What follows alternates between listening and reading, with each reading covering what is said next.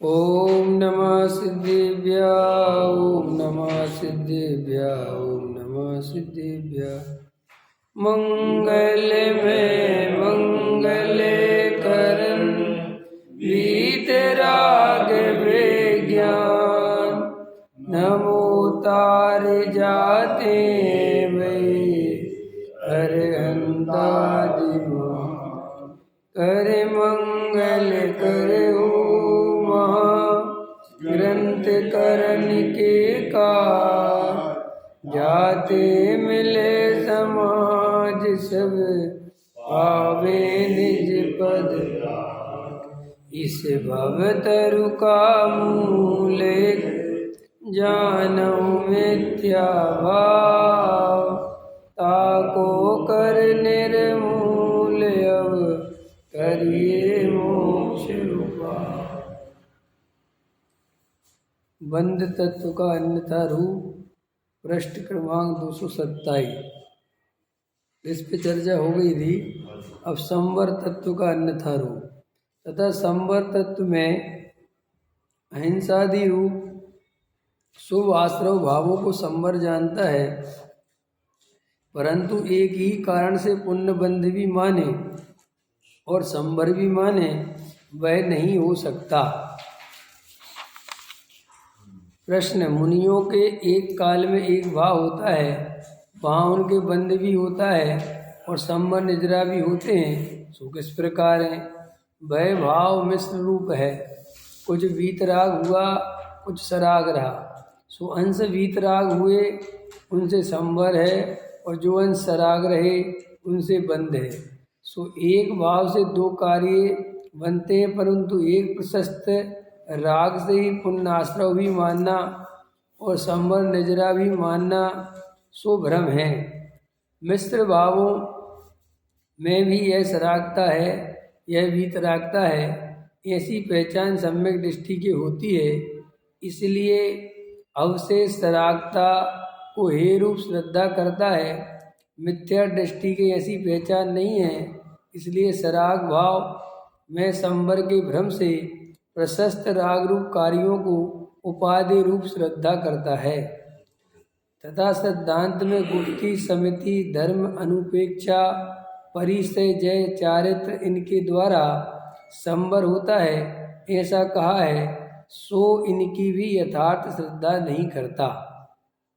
देखो ये बहुत चलता है कि पुण्य से जो है संवर हो जाता है, ख्याल में है ना।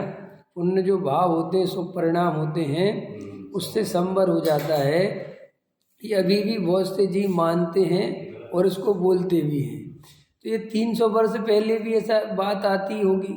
शुभ भाव से लोग धर्म तो मानते ही है ना आदिकाल से, और शुभ भाव से संवर निर्जरा भी मानते हैं। तो क्या कहते हैं कि साहब जो शुभ भाव है ना उससे संवर हो जाता है, निर्जरा हो जाता है, इसलिए शुभ भाव से मुक्ति भी होती है। तो टोडामल जी साहब यहाँ समाधान करते हुए कहते हैं कि अगर शुभ भाव से संवर भी हो जाएगा, निर्जरा भी हो जाएगा, तो फिर आश्रव किससे होगा? माने जिस भाव से आश्रव भी हो उसी भाव से संवर भी हो, ये तो नहीं हो सकता। जो आश्रव के कारण है, बंध के कारण है, वे ही संवर निर्जरा के कारण हो, तो फिर वस्तु स्वरूप ही ठीक नहीं है, व्यवस्था ठीक नहीं है। इसलिए बहुत सारे जीव मंद कषाय को, शुभ भावों को, जो क्रिया शुभ आचरण है उससे बहुत अंदर अंदर प्रसन्न रहते हैं और अपने को मोक्ष मार्गी मानते हैं। देव शास्त्र गुरु की भक्ति, पूजा, दया दान रसील संयम आदि पालने का भाव, ख्याल में है ना। जीवों की हिंसा का त्याग और सब दुनिया भर की जो भी है, वो सोचते हैं कि ये सब धर्म है, लेकिन वास्तव में मूल में गहराई में जाओ तो इसमें प्रत्यक्ष ही राग है, ख्याल में है ना। राग का परिणाम है, क्योंकि वीतरागी परिणाम तो किसे कहते हैं कि वीतरागी तो परिणाम कहते ही उसे हैं कि न जिसमें राग हो और न द्वेष, वो वीतरागी भाव। तो मुझे जीवों को बचाने का भाव जो चल रहा है वो राग है, वो वीतराग भाव नहीं है। ऊपर से भले ही लगता है कि जीवों को बचाने का भाव तो बढ़िया है ना, लेकिन कहते बढ़िया और अच्छे और बुरे की बात नहीं है, वो राग है, वो वीतरागता नहीं है। और वीतरागता धर्म है और राग बंध का कारण है। तुम बहुत दया, दान, पूजा, भक्ति, व्रत, शील, संयम, देव, शास्त्र, गुरु की पूजा, ये सब राग भाव से होता है, वीतराग भाव से नहीं होता। ऐसा वीतराग भाव से क्यों नहीं होता? अगर वीतराग भाव से होता हो तो मुनिराज भी करें। शुद्ध उपयोग के काल में मुनिराज जब अपने स्वरूप में रहते हैं वो तो नहीं करते, और जब उनको संज्वलन के कसाय के उदय से छठवें गुण स्थान में शुभ राग आता है तो फिर क्रियाएं होती हैं। शुद्ध उपयोग में तो कुछ नहीं होता। तो ये शुभ भाव, और फिर वो मुनिराज अगर छठवें सातवें गुण स्थान में झूलते रहें तो मोक्ष नहीं जाते। ख्याल में है ना? अगर निर्जरा और संवर होते और पुण्य से बंद नहीं होता तो मुनिराज तो छठवें सातवें गुण स्थान में ही मोक्ष चले जाते। फिर इतना अलग से मोक्ष जाने की बात ही नहीं रहती, क्योंकि संवर निर्जरा होते रहते और पाप तो उनके जीवन में होता नहीं मुनिराजों के। तो मुनिराज के जीवन में पाप है नहीं, शुभ भाव ही शुभ भाव चल रहा है और शुद्ध भाव चल रहा है, और दोनों ही मोक्ष के कारण है। तो बस उनको मोक्ष चला जाना चाहिए। फिर वे काय को संसार में रहते हैं, माने स्वर्ग आदि में क्यों जाते हैं? वो स्वर्ग आदि में जाते हैं इससे पता चल जाता है कि भैया अभी बंद हुआ है। माने जैसे बहुत सारे जीव सम्यक दृष्टि हैं, भावलिंगी संत हैं, और वो यहाँ से सर्वार्थ सिद्धि भी चले गए, 9वें ग्रह भी चले गए, 12वें स्वर्ग 16वें स्वर्ग में चले गए। तो वहाँ पर आखिर स्वर्गों में गए हैं, सर्वार्थ सिद्धि गए हैं, तो वो इस बात की निशानी है ना कि उनको कर्मबंध हुआ है। अगर उनको कर्मबंध हुआ ही नहीं था तो वे स्वर्ग आदि में जाते क्यों? वे मोक्ष चले जाते। इसलिए अपने आप में ये लॉजिकल आगम से प्रमाणित है कि शुभ भाव से संबंध निर्जरा नहीं होते, शुभ भाव से बंध ही होता है। और बंध क्यों होता है? क्योंकि शुभ भाव किसी भी जाति का हो, किसी भी जाति का हो, वो राग भाव ही है। चाहे वो देव साधु की पूजा भक्ति हो, चाहे वो मुनिराज को आहार देना हो, ख्याल में आए ना, चाहे विधान करना हो, चाहे व्रतशील संयम आदि करने हो, ये सब शुभ भाव की कोटि में आते हैं, ये धर्म की कोटि में नहीं आते। क्योंकि धर्म क्या है? धर्म तो एक वीतरागी भाव है। और वीतरागी भाव किसे कहते हैं? जहाँ राग और द्वेष बिल्कुल समाप्त हो जाते हैं, सारा जगत केवल जानने में आता है, जगत के प्रति किसी भी प्रकार का भाव नहीं रह जाता कि किसी जीव को बचा लूं, किसी जीव पर करुणा कर दूं, इसकी गरीबी दूर कर दूं, ये दुख में, ऐसे भाव नहीं आते। इसलिए जिनेंद्र भगवान सारे लोकालोक को जानते हैं, सारे लोकालोक गरीबी को, परेशानियों को, दुख दर्द को सब जानते कि नहीं जानते? लेकिन जिनेंद्र भगवान को रंच मात्र भी जगत के जीवों पर करुणा नहीं आती। उनको ऐसे करुणा के भाव नहीं आते कि अरे बेचारे जीव हैं, काश इनको मिथ्या दर्शन छूट जाता, सम्यक दर्शन की प्राप्ति हो जाती, इन्हें आत्मा पद मिल जाता। देखो हमें और आपको ऐसे भाव आते हैं और उनको नहीं आते, जबकि उनको तो और ज़्यादा आने चाहिए।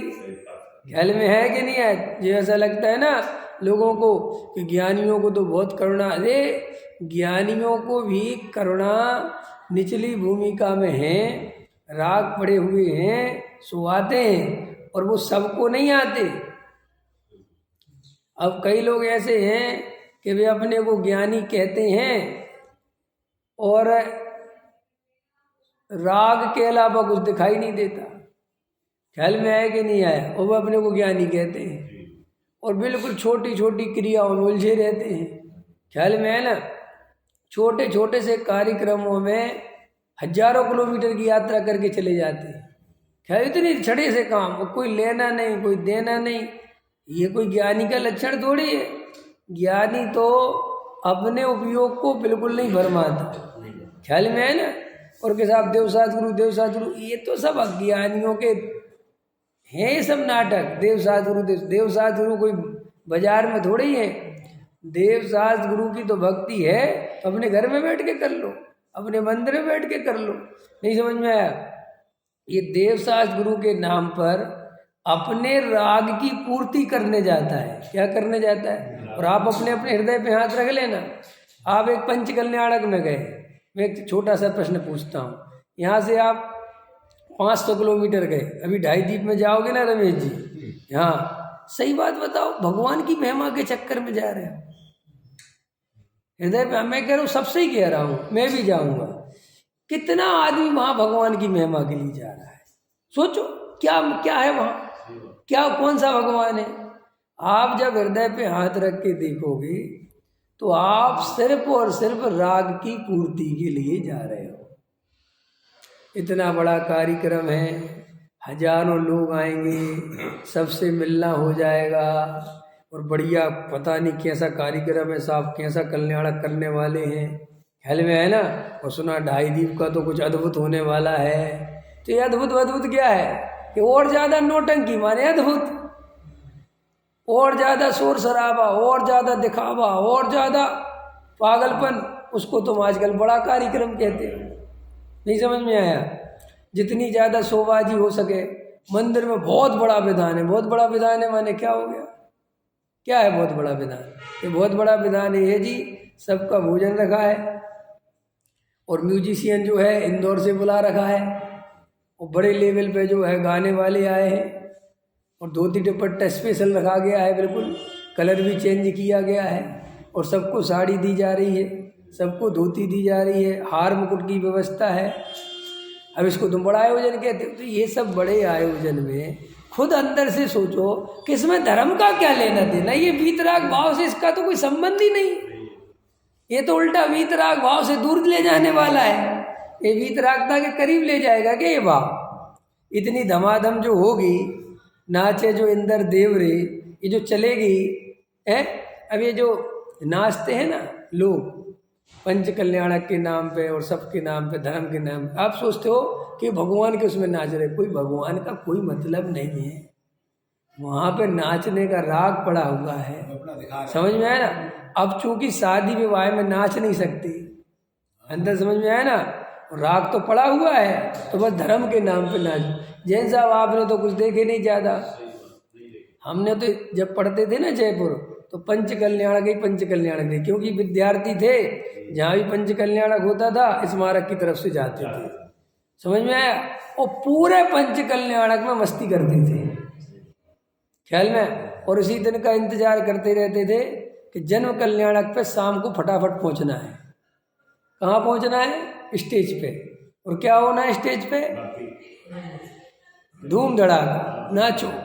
और चाहे मैं अपने अंदर की फीलिंग बता रहा हूँ, मुझे सब झूठ फूट के धंधे हैं जो तुमने धर्म के नाम पे उड़ रखे हैं, तुम्हें वैसे ही मजा आता है जैसा तुम शादी में नाचते हो, ख्याल में है ना। कोई भक्ति का चक्कर नहीं है वहाँ, समझ रहे हो देवेंद्र जी। हमने ये तक देख, पता गाने कौन से बजते हैं, जैसे वो ऐसे गाने गा दे ना वो नहीं ये जन्म कल्याण, ऐसे गाने गा दे ना वो, जब आत्म अनुभव आवे और कछु न सुहावे। ए बकवास बंद कर, ऐसा बोलता है। ये कौन सा भजन गा रहे हो यार? अरे थोड़ा ढंग का गाओ। तो वो ढंग का कौन सा है? नाचे जो इंद्र देव। अब नाचना है तुम्हें, काय का भगवान, काय का आत्मा, काय के देवशास्त्रु, काय को इनके नाम पर ठगने में लगी हो दुनिया को, ख्याल में है ना। और बड़े बड़े पंडित भी कोई कम नहीं है, वे भी नाचो धर्म के, क्योंकि उन पंडितों को कहीं और नाचने मिलता नहीं, समझ गया। अब पंडित कम से कम वही नाच ले, ख्याल में है, तो उसकी राग की पूर्ति तो हो जाए। ये हमने जो धर्म के नाम पर राग की पूर्ति के धंधे खोल रखे हैं, ये तुम्हें मोक्ष तो दूर स्वर्ग भी ले जाने में समर्थ नहीं है। क्या कह रहा हूं मैं? ये जो धर्म के नाम पर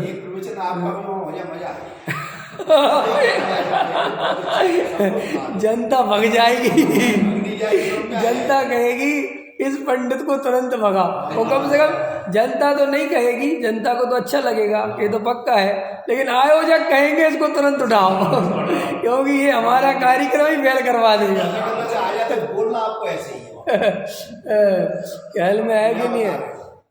अरे भाई हमें कोई बोलने ही नहीं देता, क्योंकि हमारे बारे में सबको पता है कि ये ऐसा बोलता है कि सब कार्यक्रम फेल हो जाए। हाँ, तो देखो राग की पूर्ति जो हम धर्म के नाम पर कर रहे हैं और अपने को बहुत धार्मिक समझने लगे हैं, श्री गुरु कहते हैं ये जो राग की पूर्ति है ये तुझे मोक्ष तो सही स्वर्ग ले जाने में भी समर्थ नहीं है। मोक्ष तो बहुत ही दूर है, स्वर्ग चले जाओ तो बड़ी बात समझना। जो अपनी अंतरंग की स्थिति है, अपने अभिप्राय को पहचानना सीखो। ये मैंने आपको उदाहरण क्यों दिया, इस शुभ भाव की चर्चा ले रहे हैं ना कि शुभ भाव से संबंध है जरा। और सुनो, जिस शुभ भाव की यहाँ चर्चा ले रहे हैं, शिष्य ने जो प्रश्न किया है वो शुभ भाव भी नहीं है, वो शुभ भाव भी उस कोटि का नहीं है जो यहाँ टोडामल जी समझा रहे हैं। वो तो बहुत ईमानदारी वाला शुभ भाव है, यहाँ तो शुभ भाव भी महाबेईमानी से भरा हुआ है। यहाँ तो देव शास्त्र गुरु की तस्वीर है और अंदर महाविकार, अंदर में एक्चुअली भाव भी नहीं है। देव शास्त्र गुरु की महिमा भी बिल्कुल सच्ची नहीं है, चाहे हम कितने ही अपने को दिखाएं। ये तुम जा रहे हो फलानी जगह इस कल्याणक में, अंदर जाके देखोगे कोई देवशास्त्र गुरु के चक्कर में नहीं गए, समाज के चक्कर में गए, राग की पूर्ति के लिए गए, और इससे ज़्यादा कोई लेना देना नहीं है। ख्याल में है ना, अंदर समझ में आया ना। तो देखो भैया, ये गहराई से समझ लो कि अभी तो अपन को शुभ भाव की भी कैटेगरी ढंग से पता नहीं है। देखो, शुभ भाव भी सही वास्तव में उसे ही होता है जो जीव जागृत हो, जिसका अभिप्राय निर्मल हो, जिसे आत्मा का भान हो, उसे ही सच्चे देवशास्त्र गुरु का आदर होता है, उसे ही सच्चे देवशास्त्र गुरु की भक्ति होती है। और जो जीव बाहर से भले ही छद्रा ओढ़ लिया हो, भले ही ब्रह्मचारी त्यागी वृत्ति बनते हो, या भले ही और ढोंग धतूरे जो भी क्रिया कांड में अपने को बड़ा धर्मात्मा समझते हो, वे जीव आत्मा के भान बिना बाहर में इधर से उधर दौड़ते हैं और देवशास्त्र गुरु का नाम लगाते हैं कि हमें देवशास्त्र गुरु का बहुत है। कोई देवशास्त्र गुरु का नहीं है। जो जीव सहज नहीं है वो सम्यक दृष्टि नहीं है। क्या कहा मैंने? जो जीव सहज नहीं है वो सम्यक दृष्टि नहीं है। सम्यक दृष्टि का लक्षण है बहुत सहज होता है। इस सहजता का अर्थ क्या होता है रमेश जी? सहजता का अर्थ ये होता है कि वो खींचा तानी बिल्कुल भी नहीं करता। उसे 100 किलोमीटर दूर कार्यक्रम हो रहा है, समझ में आया, और उसे पता है वहाँ कुछ नहीं है और मेरी इतनी सामर्थ्य भी नहीं है नत्य न, तो वो भागम भाग नहीं करेगा, बिल्कुल नहीं जाएगा। उन्हें तो जो हो रहा है वो शांति से बैठ के धर्म ध्यान करेगा। मंदिर में आएगा, बहुत भीड़ है, चुपचाप शांति से बैठ जाए, कोई खींचातानी नहीं, कोई आफत नहीं आ रही। ख्याल में आएगा नहीं है? ये जिन जीवों के जीवन में ये देव शास्त्र गुरु के नाम पर अति खेच दिखती है, खेच समझते हो ना, जबरदस्ती, जरूरत भी नहीं है और कोई लेना देना नहीं, तो भी ये सब मिथ्या दृष्टि का लक्षण है। और तुम्हारे अंदर दिमाग में प्रॉब्लम क्या है? तुम इस खेच को धर्म समझते हो, नहीं समझ में आए प्रॉब्लम क्या है हमारे साथ। जैसे अभी मैं सुबह से शाम तक भूखा रहूं तो मुझे धर्मात्मा समझो, कहोगे तो सुबह शाम तक बिल्कुल उन्हें पानी भी नहीं, तो नहीं पिया तो क्या हो गया, इससे क्या धर्म का संबंध है? लेकिन अपने अंदर भरा पड़ा हुआ है। देख लो नहीं भरा पड़ा हो तो भाई साहब कुछ भी हो जाए, 1 बज जाए, जब तक वे भगवान के दर्शन ना कर लें पानी नहीं पीते, इससे धार्मिक हो गया। ये धार्मिक होने का लक्षण है। पहला प्रश्न 1 बज क्यों जाता है? दर्शन जल्दी क्यों नहीं कर लेते?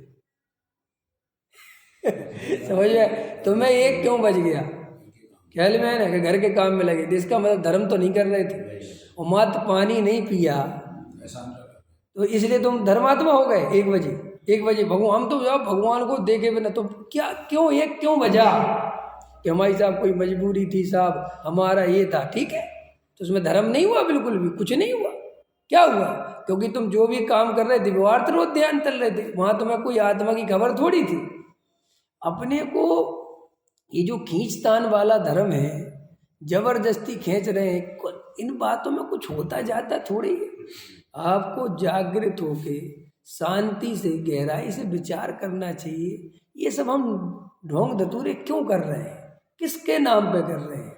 ये जो अपन जबरदस्त अभी नाच रहे हैं कल्याणक में, तो अंदर से कम इतना तो पता होना चाहिए कि शुभ भाव नहीं है, एक अशुभ भाव है।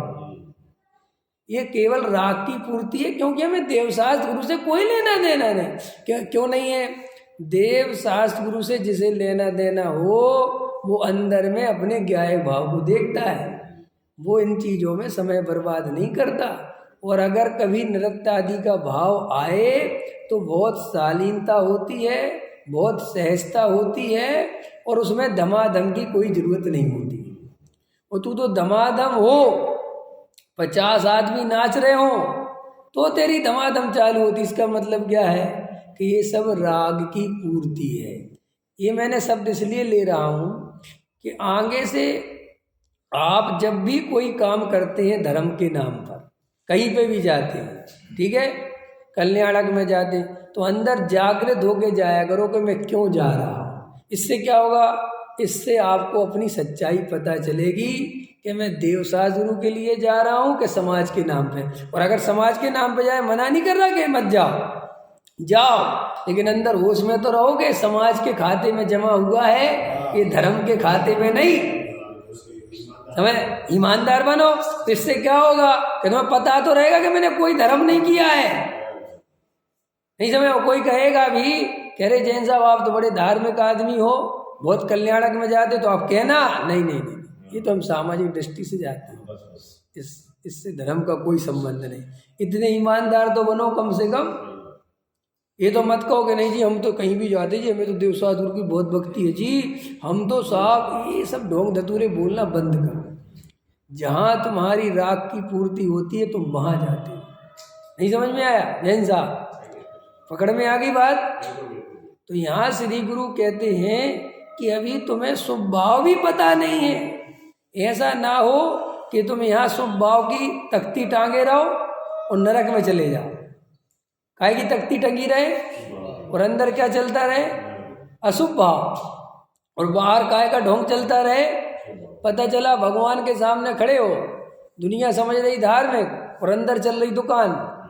पता चला भगवान के सामने खड़े हो, दुनिया समझ रही धार्मिक और अंदर चल रही कसाई है। बराबर में कोई आ गया, तुम्हारा वो शत्रु है, उसे तुम पसंद नहीं करते। दुनिया देख रही कि ये अर्घ बोल रहे देवशास्त्र गुरु का, और तुम देवशास्त्र गुरु का अर्घ नहीं बोल रहे, तुम दुश्मन का अर्घ बोल रहे हो। ख्याल में आया कि नहीं आया? अभी अपने कसाय भाव देखते हो, चेक करते हो? अभी अपन अंदर इतने कसायों से पीड़ित रहते हैं, इतना तत्व सुनने के बाद भी, इतना वस्तु स्वरूप समझने के बाद भी जरा सी कसाय बर्दाश्त नहीं। जरा सा एक शब्द बोल दे कोई मंदिर में, देवेंद्र जी लेट आते हो आप, ठीक नहीं है, कल से नहीं आएंगे, क्या समझते हैं? एक तो वैसे ही आओ और अपने आप को हो गया बात, इतनी नहीं कह सकते। अब आजकल दिनेश जी ये हालत है कि जैसे टीचरों से स्कूलों में अधिकार छीन लिए ना कि बच्चों को पढ़ाओ, उसको तुम कुछ नहीं कह सकते, होमवर्क करें तो नहीं करें तो आपको कोई मतलब नहीं, आपको कुछ नहीं, वो जानेगा उसका। देखो ऐसे बना दिया ना, तो आजकल के बच्चों की क्या हालत है हम जानते हैं। ऐसे ही हमने धर्म के क्षेत्र में इतने कसायवान हो गए कि लोग महाराज को बर्दाश्त नहीं कर रहे हैं, पंडितों को तो क्या खाक करेंगे। अगर महाराज जी भी जरा से सेठिया को दो शब्द बोल लें, नहीं समझ में आया? महाराज नग्न दिगंबर साधु की बात कर रहा हूं मैं। अगर मुनिराज इतना बोल लें कि सेठ जी ये नहीं चलेगा, सेठ जी पता क्या बोलेंगे? मैं चलूंगा कि नहीं चलेगा, तू नहीं चलेगा। आप क्या सोच रहे हो? इसलिए हाँ जी, हमारे बुंदेलखंड में कहावत है, हाँ जी कहिए और ऊँट बिलैया ले गो। हाँ जी कहिए, तुम तो कहते रहो जी हाँ जी कि क्या, कौन ले गया? बिलैया क्या ले गई? ऊँट ले गया। ऊँट कौन लेके गया? बिल्ली लेके चली गई जी ऊँट। तो ये कि पागल पागल हो कि हाँ जी कहिए, समझ ना जी ना कहिए। समझ में आ गया, हाँ जी कहिए तुम तो हैं कि सुनो। अभी मैं भूल गया इस पे भी कि मैंने, अच्छा था इस पे भी एक कि कबूतर या कौआ के भैंस को उड़ा के ले गया। मैंने कहा मेरी भैंस को कबूतर उड़ा के ले गया कि हाँ जी देखो वो जा रहा, कि मुझे तो दिख भी रहा है। हाँ जी, ऐसी जगत, ऐसे ही पागलपन चल रहा है कि साहब धर्म के क्षेत्र में श्रोता से कुछ कह नहीं सकते। ख्याल में आया, श्रोता को भैया जो चल रहा है ना, श्रोता भग जाएगा। वैसे ही श्रोताओं की कमी है, समझ में आया ना। बगल में पंडित ज्यादा हो रहे हैं और श्रोता कम होते चले जा रहे हैं, क्योंकि श्रोता ही पंडित बनते चले जा रहे हैं। अब कौन से क्या कहे।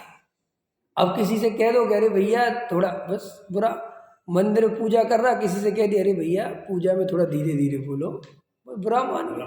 जरा सा कह दे अरे भैया ऐसे अर्घ मत चढ़ा, बुरा मान। ख्याल में है ना। अच्छा तुम्हारा मंदिर है क्या,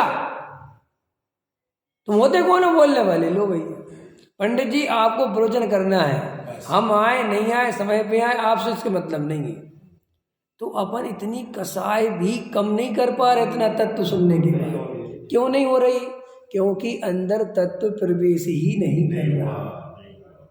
हमारा अभी तत्व के प्रति समर्पण नहीं है बिल्कुल।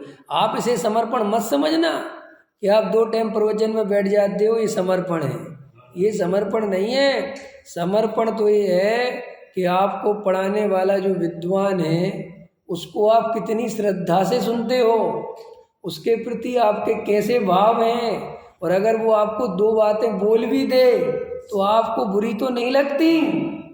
देखो मैंने इस पे एक प्रवचन किया है पहले, याद होगा एक कोई प्रवचन किया होगा मैंने उसमें बोला था कि वर्तमान में जो स्वाध्याय की व्यवस्था है, ध्यान से सुनना ये बात इम्पोर्टेंट, जो ये प्रवचन की व्यवस्था है उसमें सबसे ज़्यादा बेकार स्थिति किसी की है, वो है मुमुक्षु समाज की।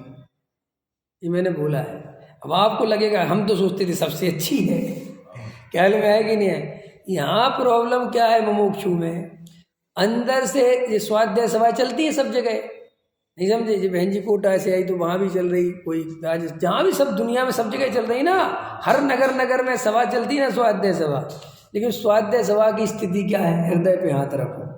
एक तो वो चलने के लिए चल रही, समझ में आया ना, काहे के लिए चल रही जी हमारी सभा, काहे के लिए चल रही, चलने के लिए चला रहे हो तुम।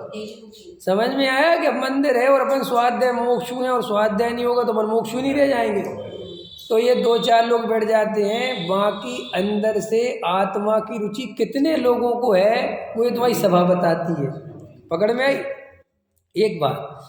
दूसरी जो बड़ी प्रॉब्लम मैं देखता हूँ सारे जगत में, जो जितनी भी मोक्षु की स्थिति है, हम जिस पंडित विद्वान से सुनते हैं उसके प्रति हमारा कोई समर्पण नहीं है, उसके प्रति हमारी कोई श्रद्धा नहीं है।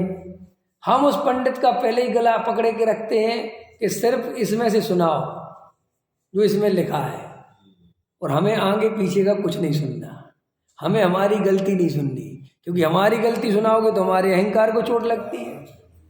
इसलिए हाँ जी कहिए। आप समय सार पढ़ाओ, आप मोक्ष मार्ग प्रकाशक पढ़ाओ, आप रत्नकंठ श्राप का चार्ट पढ़ाओ, आप कुछ भी पढ़ाओ, और इसमें जो लिखा है वो पढ़ाओ, और साथ में कहना भी हो तो ये कहते रहो कि दूसरे लोग ऐसा करते हैं। समझ में आया ना, उन लोगों को बेचारों को कुछ खबर हमारे बारे में कोई, हम तो सच्चे मोक्षु हैं, हम तो गुरु गुरुदेव के टाइम मोक्षु बन गए थे, हम तो भैया घर से ही मोक्षु हैं, हम तो तारीफ सुनना चाहते हैं। इसलिए प्रॉब्लम क्या है कि वो पंडित जरा सा कुछ बोल दे तो तुरंत वो आयोजक या समाज वाले, पंडित जी आप व्यर्थ की बात है मत बोला करो, इंटरफेयर नहीं, जो चल रहा आप प्रवचन करो, हम क्या कर रहे हैं हमारा आप उसको अब बताओ। उस पंडित को कठपुतली बना के रख दिया, क्या होगा उससे? तुम सम्यक मतलब उस पंडित के निमित्त से तुम सम्यक दर्शन की आशा रखते हो। अब आज और एक बात और बता देता हूँ, देव शास्त्र गुरु सम्यक दर्शन में निमित्त हैं। क्या कहा मैंने? देव शास्त्र गुरु काय में निमित्त हैं? तो कब निमित्त हैं? जब तुम्हें देव शास्त्र गुरु के प्रति सच्ची श्रद्धा हो, आदर हो, विनय भाव हो, तब तो निमित्त हैं। ऐसे ही कोई पंडित विद्वान की वाणी, ये तत्व चर्चा तुम्हें सम्यक दर्शन में जब ही तो निमित्त बनेगी जब तुम्हारा उसके प्रति आदर हो। और तुम क्या सोचते हो कि सुनाने वाले पंडित विद्वान के प्रति क्या मतलब है जी, उनका क्या आदर भाव है? हम तो शास्त्र सुनते हैं, तो शास्त्र तो तुम घर में भी जाके पढ़ लो, उसमें है क्या? नहीं समझ में आया? और शास्त्र में ऐसा कुछ भी नहीं है। और रही बात बताने की, तो जब तक तुम्हें मेरे प्रति श्रद्धा नहीं होगी तो मेरे खुलासे के प्रति क्या श्रद्धा होगी? तुम्हें वो मेरी बात पसंद कैसे आएगी? इसलिए होता क्या है, मुमुक्षु समाज की इतनी स्थिति दयनीय है, महराजों से मिलते नहीं, महराजों से दूर रहते हैं, और पंडितों पे भरोसा है नहीं। पंडितों को दोगला मानते, पंडितों को भ्रष्ट, और सुनो, पंडितों को भ्रष्ट भी मानते और उन्हीं पंडितों से सुनते भी रहते हैं, क्योंकि महाराजों के पास जा नहीं सकते। नहीं समझ में आया? असलियत तो ये है कि भाई तुम्हें कहना चाहिए, पंडित जी हमें तुम पे भरोसा है ही नहीं, हमें ना तुम्हें कोई अंदर से तुम्हारे प्रति कुछ है, हम तो महाराजों का सुनेंगे, तुम मान नहीं जा सकता। और यहाँ पे पंडितों को बैठा रखा है, समझ में आया ना? तो इतनी बुरी स्थिति में है मुमुक्षु समाज कि वहां पर विनय भाव, समझना मेरे, जड़ पदार्थों के प्रति तो विनय भाव चल रहा है, क्योंकि जड़ से कोई लेना देना नहीं। ये जो मूर्ति है, ये जो शास्त्र है, इनके प्रति गुरुओं के पास जाते नहीं। गुरु तो तुम्हारे काय में है? शास्त्रों में। गुरु काय में है? रियल में तो तुम्हें कोई गुरु मानने को, मोक्षु की तो स्थिति है कि वो रियल में गुरु मान ही नहीं सकता कि होता है। अब तो गुरु कहाँ होता है? शास्त्रों में। नहीं समझ में आया? कहाँ होता है गुरु? भक्तियों में। होली खेले मुनिराज शिखर वन में, रे अकेले वन में, मधुबन में। ये भक्ति पढ़ रहे तुम शिखर जी में, देखना मेरी बात। और किसी ने कहा कि यहीं खेल रहे एक मुनिराज। नहीं समझ में? इस भजन को ज्यादा बोलने की जरूरत नहीं, प्रैक्टिकली हो रहा है। अरे सब भ्रष्ट हैं। अरे तो भैया वो देख के तो आज चले आओ, है वे वहां तलटी में बैठे हैं, तो एक आध तो दर्शन करे, आ रहा है कुछ नहीं देखना, तो ये फिर पढ़ ही गायब हो रहे। नहीं समझ में आया? कौन से बुरी राज के लिए पढ़ रहे हो कि ये साहब ये तो बुरी राज यहाँ नहीं होते तो विदेश क्षेत्र में होते? ख्याल में आए कि नहीं आए? ये रियल है बिल्कुल। मोक्षु इसलिए किसी की अब विनय नहीं कर सकते। अब मोक्षुओं में विनय झुकने की स्थिति खत्म। क्यों? किसके सामने झुके? पंडितों के सामने झुकना नहीं। ख्याल में है ना? झुकने जैसा कुछ है नहीं, महाराजों के पास जाना नहीं। अंदर समझ में आए तो सीधी सी बात है, जय जिने चलने दो, और अंदर उससे सुनते रहेंगे, और मौका पड़ते ही उसी पंडित को डांट भी देंगे, समझा भी देंगे अकेले में, जैसे महाराजों को भी समझा देते हैं लोग। ख्याल में है ना? तो देखो मैं ये बात क्यों कह रहा हूँ, मैं इसलिए कह रहा हूँ ये बात कि अभी तो हमारे अंदर जो हम सोच रहे हैं कि हमारी कसाई कम क्यों नहीं हो रही है, हम इतना स्वाध्याय सुन रहे हैं, मुमुक्षु समाज इतना स्वाध्याय, फिर भी लड़ रहे हैं आपस में। कोई अंदर से प्रेम भाव बिल्कुल नहीं दिखता। ये बिल्कुल पक्की समझ लेना तुम, जो ये मुमुक्षुओं का प्रेम प्रेम है, ये सब बाहर की नौटंकी है, अंदर से कोई प्रेम प्रेम नहीं, ये मुझे पता है। ये जितना भी प्रेम चल रहा है वो भी स्वार्थवश चल रहा है। काय वश चल रहा है? स्वार्थवश समझते हो कि नहीं? स्वार्थवश नहीं समझते, स्वार्थवश समझा देता हूँ। स्वार्थवश ऐसा है कि एक ट्रेन के डिब्बे में तुम बैठे हो और उसी डिब्बे में दूसरा सामने बैठा है, ट्रेन चल रही है, तुम्हारा स्टेशन और उसका स्टेशन अभी आया नहीं, कहीं भाग सकते नहीं। ख्याल में है ना? तो अब तुम जो कुछ भी बातें कर रहे हो प्रेम से, और सुनाओ साहब आप कहाँ के, अरे साहब हम तो फला, अरे साहब आप भी बहुत बढ़िया, ये सिर्फ बातें टाइम पास करने के लिए कर रहे हो, रियल में कोई लेना देना नहीं। ठीक है? ऐसे अब क्या हुआ कि तुम भी कांजी स्वामी के ग्रुप में घुस गए और वहाँ भी वो भी घुसा हुआ है, अब कहीं भाग सकते नहीं। तो ये जो वात्सल्य चल रहा है वो ऐसा चल रहा है, अंदर से तो एक दूसरे से जेलस है, अंदर तो एक दूसरे को काटने में लगे हुए हैं। अंदर समझ में आए, किसी का पद बर्दाश्त नहीं हो रहा, किसी की पूजा बर्दाश्त नहीं हो रही, किसी को किसी का प्रवचन बर्दाश्त नहीं हो रहा, एक पंडित दूसरे पंडित की प्रशंसा नहीं कर पा रहा। महाराज हो कि अकेले क्यों कहते हो? तुम तो पंडित हो ना, तुम तो पक्के सोनगढ़ी अच्छे वाले पंडित हो ना, तुम लोगों में तो प्रेम होना चाहिए। नहीं समझ में आया हैं? और एक पंडित का दूसरा पंडित पूछ रहा है कि साहब उनके बारे में बता दे। अरे बस पूछो ही मत, हो गई गई भैंस पानी में। समझ में आया कि नहीं आया? वो पूछो। और अभी सुनो, वो वही पंडित मिलेगा अभी। मुझे जैन साहब खबरें आती रहती है। अब क्या होता है कि अभी एक फोन आया मेरे पास, कि 2 3 4 10 15 दिन पहले आया। बोले साहब हमें आपका नंबर ढूंढने में 1.5 महीना लग गया। क्या है, हम लगातार आपका फ़ोन खोजते रहे, आपका नंबर ही नहीं मिले, और आपका प्रवचन सुनते हैं। समझ में आया ना? और बहुत इतना बढ़िया लगता है, लेकिन हमने आपका परिचय निकालना चाहा तो मैंने कहा आपसे किससे परिचय निकलवाया? मैंने कहाँ का? तो उनने जो मुझे नाम बताए तो मुझे आश्चर्य हुआ कि उनने मेरे बारे में बताया नहीं। हाँ, बोले साहब हमें नहीं पता उनका नंबर, जबकि वे मेरे कांटेक्ट में सब जानते हैं। समझ में आया कि नहीं आया?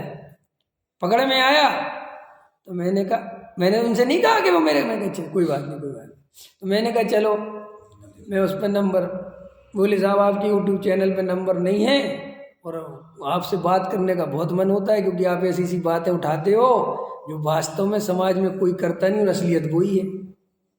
बोले आपसे बात करने का बहुत मन है। बड़े प्रसन्न हुए बात। तो बोले वो यूट्यूब पे आपका नाम, तो मैंने कहा चलो मैं यूट्यूब चैनल पे अपना नंबर लिख दूंगा। तो वो सज्जन बोले आप बिल्कुल मत लिखना। मैंने कहा क्यों?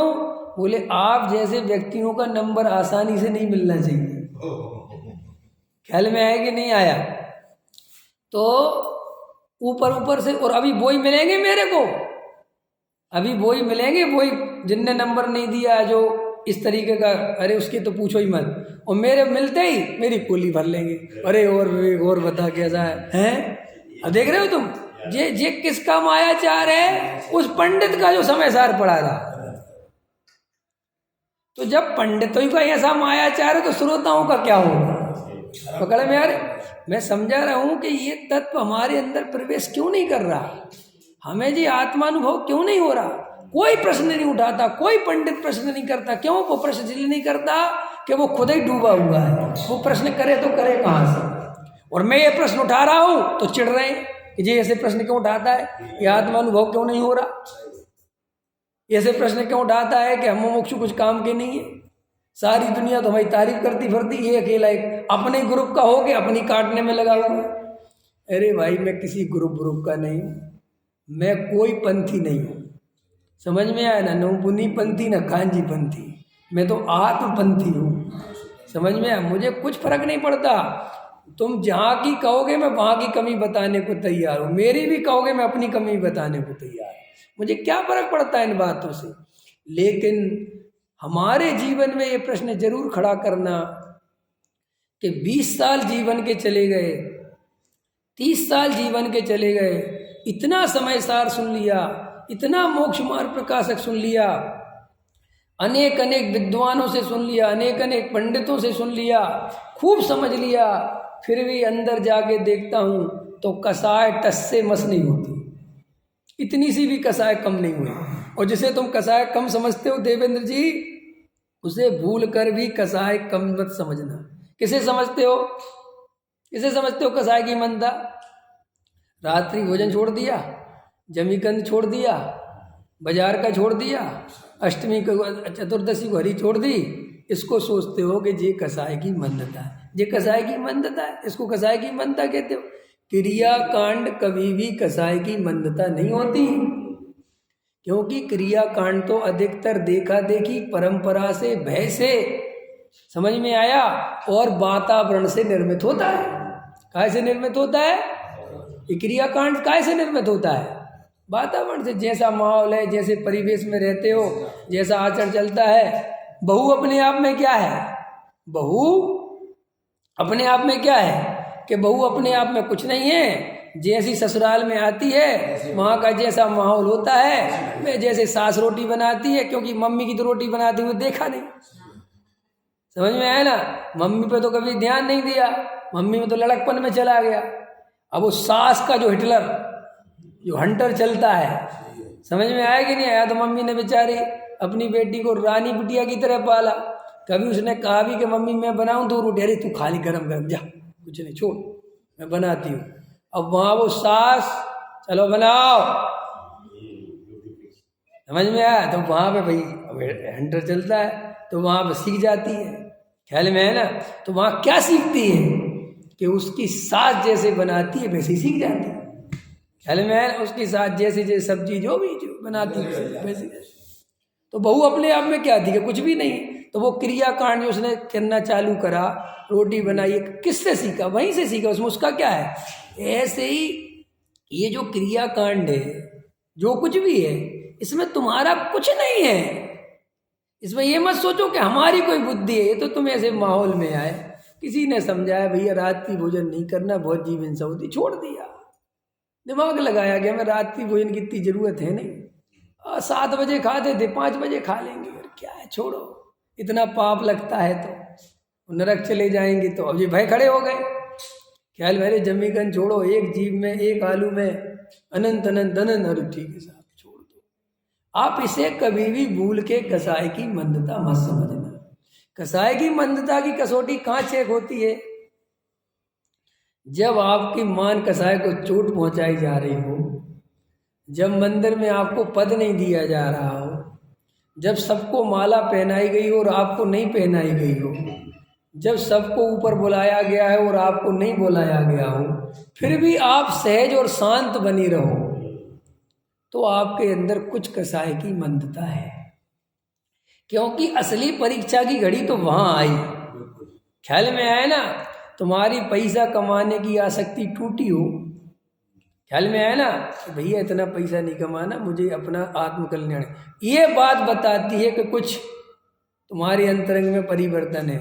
और अगर तुम्हारे जीवन में तुम वहीं के वहीं हो, पैसा कमाने में वहीं के वहीं हो, घर की चिंता करने में वहीं के वहीं हो, नौकरी करने में वहीं के वहीं हो, गधा मजूरी करने में वहीं के वहीं हो, समाज में वहीं के वहीं हो, मान कसाय में वहीं के वहीं हो, खाली ये क्रियाकांड बदल लिया। ये तो चोला बदलने जैसा है, जैसे कपड़े बदलने से शरीर नहीं बदलता और शरीर बदलने से आत्मा नहीं बदलता, समझ में आया ना। तो शरीर और आत्मा का तो थोड़ा नजदीक का संबंध है ही कि जहाँ रहेंगे साथ में रहेंगे, लेकिन एक कपड़े के साथ तो वो भी संबंध नहीं है। एक कपड़ा तो तुम अभी उतार के फेंक दो, क्या होता है, दूसरा पहन लो, 1 सेकंड में दूसरा पहन लो। शरीर तो नहीं कर सकते ना, ऐसा नहीं कर सकते। तो श्री गुरु कहते वो क्रियाकांड शरीर जैसा नहीं है, कपड़े जैसा है। जैसे चाय आज बदल दो, अभी बदल दो, क्या फता रही, आज सुबह भोजन नहीं करेंगे, शाम को चल जाएगा, कोई दिक्कत नहीं।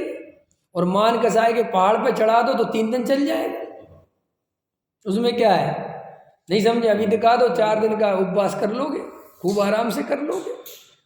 लेकिन इसको कसाई की मंदता समझने का भ्रम नहीं पालना। ये मैं आपको इसलिए बता रहा हूँ कि वर्तमान में मैं आपसे ये कहता हूँ, आप सब पंडितों को सुनो, सब पंडितों के प्रति श्रद्धा रखो, ये मेरी किसी भी प्रकार की आर्गुमेंट नहीं है, ये मैं आपसे नहीं, लेकिन आप चुन लो कम से कम, इनके प्रति श्रद्धा से सुनूंगा, इनके प्रति मुझे भाव है, कम से कम एक के प्रति तो समर्पित होना सीखो। मैं ये नहीं कह रहा हूँ, पंडित नाम ले रहा हूं मैं, चाहे वो त्यागी वृत्ति हो, चाहे वो है, किसी के प्रति तो विनय भाव जागृत करो। और ये जड़ पदार्थों के प्रति तुम्हारा कोई विनय नहीं है, ये क्योंकि ये मूर्ति कुछ तुम्हारा करती नहीं समझ में आए। तुम्हारी असली परीक्षा कहाँ हो, जैसे मूर्ति है, ये तुम्हारे बारे में कुछ घोषणाएं करने लगे, फिर देखता हूं मैं विनय कितनी करते हो। अब वो बेचारी जड़ है, वो कुछ बोलती तो है नहीं, मान के चलो वो मूर्ति ऐसी हो जाए कि तुम वहां दर्शन करो और मूर्ति बोले ए बेईमान, समझ में आया? यहाँ दर्शन कर रहा है और अंदर दुकान चला रहा है, फिर देखता हूँ मैं उस मूर्ति के सामने कितनी देर खड़े रहते हो तो आगे वैसा ऐसा हो जाएगा। हैं? रमेश जी बहुत सीधे आदमी कि आगे ऐसा हो जाएगा। अरे आगे ऐसा हो जाएगा तो भी उसकी होने की कोई कीमत नहीं है, वो तो जड़ा ही रहेगा ना। और आगे आगे हो क्या रहा है? अभी नहीं हो रहा। मैं वो मूर्ति हूँ, मैं वो मूर्ति हूँ जो बोलती है। तो तुम मेरे से भागते हो, कहते ये बोलने वाली मूर्ति से दूर रहो। यही तो हो रहा है। आप कह रहे हैं ना कि बोलने बोलेगा, मैं बोल तो रहा हूँ, आपकी कमी बताता हूँ, आपको तकलीफ होती है। ख्याल में आपके अनुसार नहीं चलता, आपको तकलीफ। अरे श्रोता क्या चाहते हैं? ये बहुत सारे श्रोता मैं देखता हूँ बैठते नहीं है। क्यों नहीं बैठते? विवेक जी में क्या दिक्कत है?